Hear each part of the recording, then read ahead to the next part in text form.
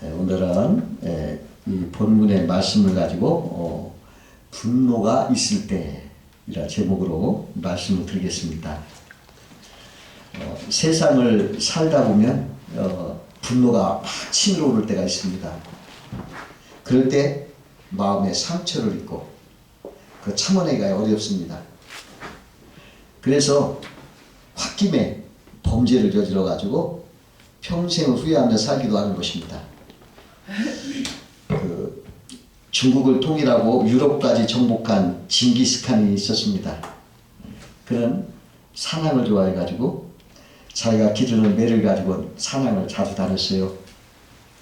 그 매를 아주 친구처럼 먹이도 주고 저렇게 하면서 사냥을 다녔는데, 하루는 사냥을 마치고 왕국으로 돌아오는데 목이 말랐어요.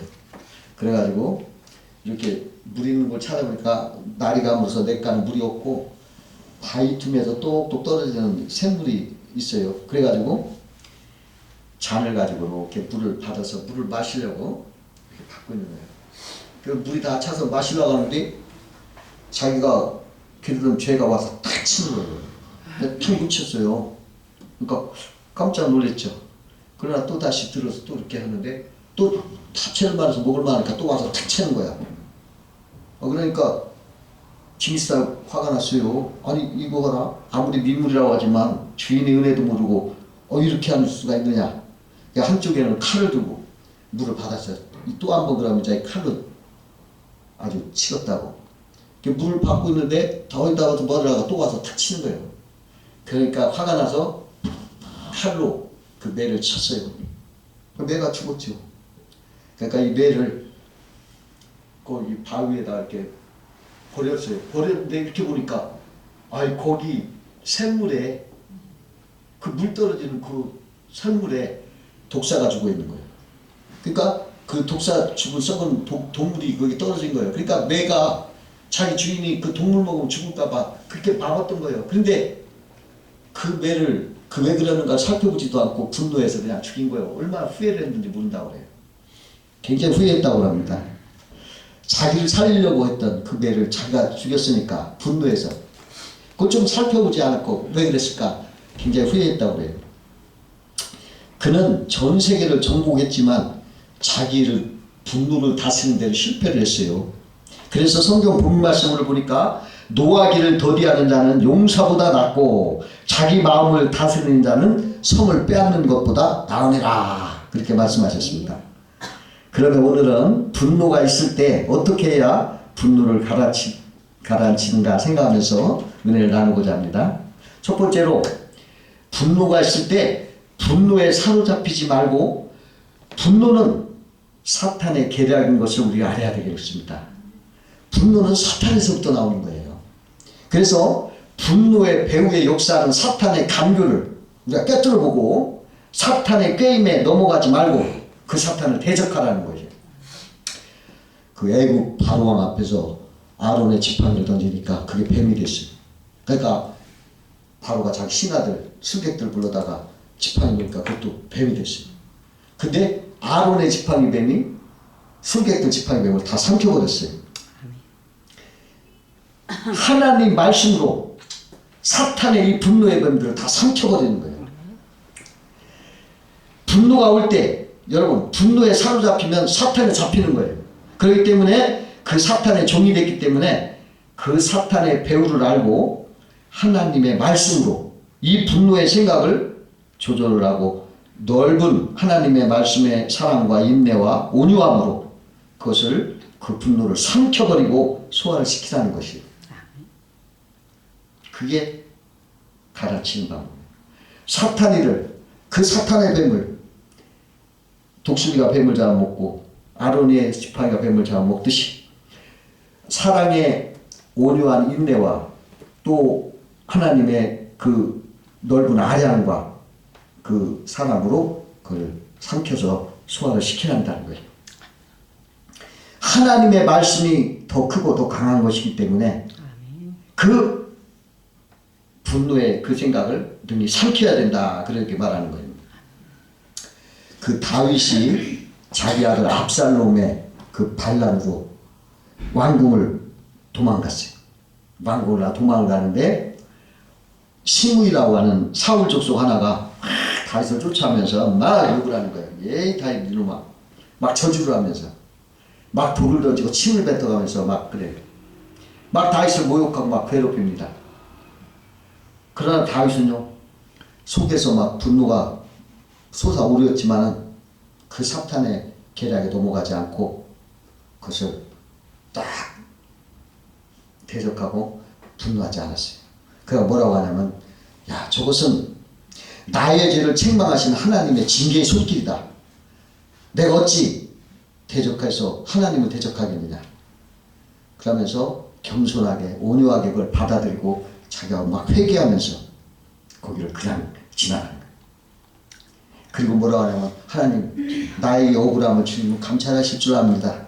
이것을 복으로 갚아주십시오 하고 그렇게 말하면서 인내하면서 승리했던 거예요. 그 부부싸움을 심하게 하는 부부가 있었는데 그 사람들이 이걸 해결하기 위해서 정신과 의사를 찾아갔대요.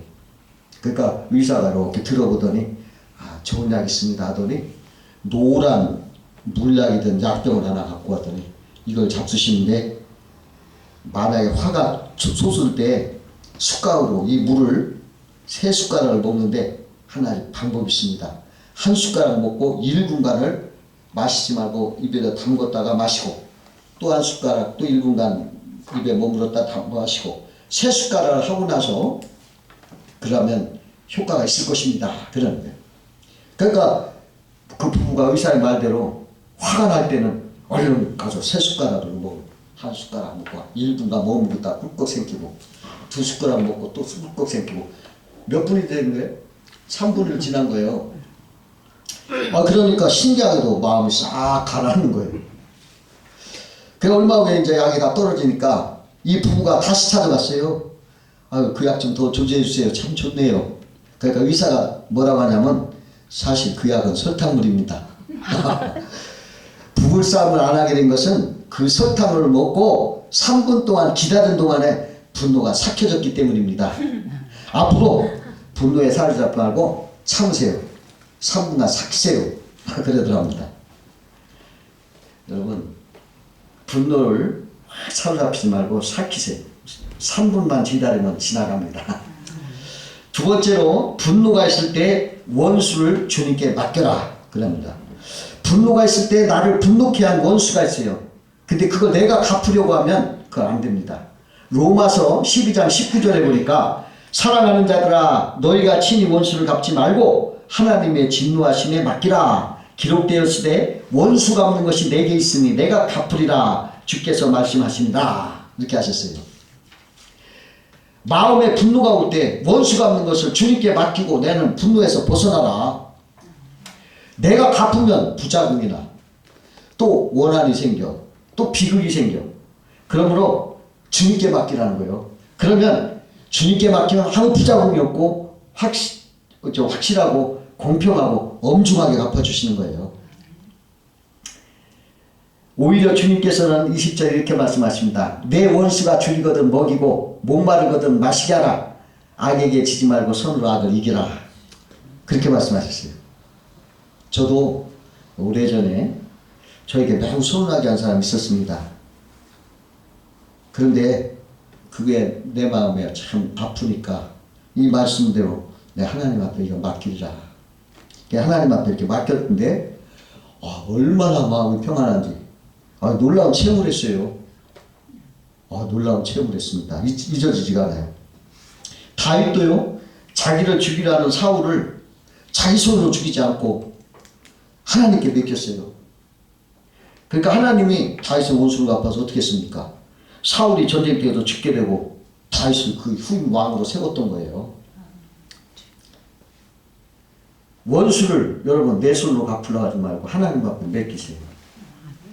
그러면 하나님이 원수의 목전에서 내게 상을 베푸시고 기름으로 내 머리에 부으시려고 오시는 거예요. 절대로 여러분 손으로 원수를 갚으려고 하면 안 됩니다. 어떤 사람이 장수하신 할아버지에게 질문했어요. 할아버지 이렇게 오래 100세 넘게 산 비결이 뭡니까? 아, 비결은 무슨, 안 죽으니까 오래 살았지. 할아버지 그동안 살면서 미운 사람도 많았을 텐데 스트레스도 없이 어떻게 그런 걸 다 참고 사셨나요? 미운 사람도 있었지. 하지만 이젠 없어. 다 죽었어. 미운 사람 있어도 그냥 즐겁게 오래 살면 돼. 절대 화내지 마. 화날 때는 그냥 웃어버려라. 하하하. 그렇게 말씀하시더래요. 여러분, 하나님이 다 아주 엄중하게 갚아주시는 거예요. 요만큼도 덜도 안 하고 덜도 안 하고. 내가 하면은 더 크게 갚거나 더 적게 갚거나 뭔가 부작용이 있지만 하나님은 안 그래요. 머리카락같이 세밀하게 그만큼 갚아주시는 거 꼭 믿으세요. 절대로 엄중하게 갚아주시는 걸 믿고 다 맡기시기 바랍니다. 세 번째로 분노가 있을 때 분노하는 것이 옳은가 자신에게 물어보라. 나에게 물어봐야 돼요. 내 분노하는 것이 옳은가 나에게 물어보라. 요나가 니느웨 성에 가서 회개를 외칠 때 그들이 모두 요나의 말을 듣고 참 회개를 해요. 그래가지고서 그 니느웨 성이 안 무너지고 구원을 받았습니다. 그러나 요새는 혹시나 이 니느웨 성이 무너지지 않을까? 이렇게 보려고 동편 언덕에 올라가서 니느웨를 이렇게 살피고 있어요. 그때 박농풀이 이렇게 자라서 뜨거운 햇빛을 가려가지고 그늘을 만들어 자기를 시원케 했으므로 요나는 매우 만족했어요. 그러나 이튿날 새벽에 하나님이 벌레를 예비하셔서 박농풀을 갉아먹게 하고 시들게 하니까 요나는 뜨거운 동풍에다가 햇빛에 괴로워서 그냥 엄청나게 화가 난 거예요. 그래가지고 화를 막 내고 있는데 하나님이 찾아오셨어요. 그리고 말하는 거예요. 내가 이 박농풀로 말미암아 성내는 것이 어찌 옳으냐? 그러니까 요나가 내가 성내어 죽기까지 할지라도 옳습니다. 이렇게 말해요. 그러자 하나님이 요나에게 이렇게 말합니다. 네가 수고도 아니하고 재배도 아니하고 하룻밤에 났다가 하룻밤에 말라버린 이 박농풀을 네가 이렇게 아꼈거든. 하물며 이 큰 성읍 니느웨에는 좌우를 분별하지 못하는 자가 12만 명이요 가축도 많이 있나니 내가 어찌 아끼지 아니하겠느냐. 이렇게 말씀하신 거예요. 요나의 분노가 합당치 않다는 거죠. 자기 민족만 생각하고 자기 육신만 생각하는 이기적인 분노였다는 거예요. 우리가 분노할 때 그 분노가 옳으냐? 내 자신에게 물어봐야 돼요. 물어보고 생각해보면 우리도 요나같이 나만 생각하고 육신만 생각하고 합당치 못한 분노인 것을 우리가 많이 깨닫게 되는 것입니다. 특히 말이죠. 운전할 때 사람들이 이렇게 분노하는데 얼굴이 확 바뀌어. 운전대만 앉으면 왜 이렇게 막 딴 사람이 되고 막 그냥 왜 이렇게 조급하고 내 생각만 하고 상대방 고려치 않고 막 그냥 돌진하는 거예요. 그냥 막 싸우고. 그게 합당한 거 아닙니다. 여러분 그런 걸 회개해야 돼요. 내가 이 분노가 옳은가? 이걸 생각하라는 거예요. 합당치 않은 것은 안 됩니다. 나의 이심으로 내 욕심만 내 생각만 내 입장만 생각하는 분노 많다는 거예요. 이런 걸 생각할 때 우리는 회개하고 하나님 앞에 올바로 서야 되겠습니다. 네 번째로 분노가 있을 때 자기를 비우고 버리고 누르고 해야 된다. 내가 어제 이 분노 요것을 설교 준비를 할 때 점심시간에 돼서 이렇게 점심 먹으면서 이렇게 TV를 봤는데 TV에서 그 서민가꾸라는 그러한 프로그램을 보여주는데 거기 보니까 부부가 식당을 하는데 남편이 아주 새벽 5시 20분쯤에 시장 자기 가게에 와서 요리를 하더라고요. 반찬을 다 만들어 놓고 한 8시 반, 9시까지 거의 만들어 놓고 가는 거예요. 그러니까 교대로 그 부인이 나와서 이제 또 거기서 이제 음식을 하대요. 근데 그 부인이 그러는 거예요. 남편이 이걸 좀 깔끔하게 치우고 왔으면 좋는데 그걸 안 하고 갔다고 하면서 좀 화를 내는 것 같더라고요. 그러더니 PD에게 뭐라고 하냐면 나 화가 나면 자기를 비우고 버리고 누르고 하면서 지나갑니다. 그러면 편합니다. 그런 말을 해요. 근데 제가 그걸 보고 하나님 이거 설교하라고 나한테 말씀하시네. 이렇게 보이는 거예요. 그렇구나. 정말 버리고 비우고 누르고 아, 이거 말씀하시라는구나. 아주 정말 생생한 분노의 처리 방법을 제가 배웠어요. 그 프로그램에서. 여러분, 마음을 비워야 돼요. 왜 우리가 분노합니까? 마음에 욕심이 가득 차잖아요. 내 중심에 이기적인 마음이 가득 차기 때문에 분노가 나는 거예요. 왜 버려야 합니까? 내 욕심 버려야죠. 내가 생각하는 나의 이기적인 거 다 버려야 되고 내 분노 누려야 돼요. 그러니까 그 사람 그러더라고. 비우고 버리고 누릅니다. 그러면 편안합니다. 옳다 그저거다. 아, 이거 하나님 이렇게 말씀하라고 하는구나. 아, 오늘 지금 설교하는 거예요. 그래서 나 배웠어요. 여러분, 마음을 비우고 버리고 누르세요. 그럼 분노를 이길 수가 있어요.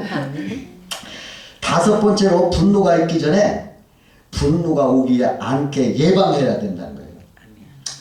전에 우리 집 이웃집에 사는 젊은이가 있었는데, 아니 나한테 인사도 안 하고 그냥 쓱 지나가요. 아, 괘씸하게 생각해요. 아니 세상에, 아니 분노가 막 끓어오르는 거예요. 근데 한참 분노가 나서 씩씩거리고 있는데 무슨 생각이 나냐면, 아, 내가 인사 받으려고 가지 말고 내가 먼저 가서 다정하게 말을 걸었더라면 분노할 일이 없었을 텐데, 그런 생각이 나더라고요.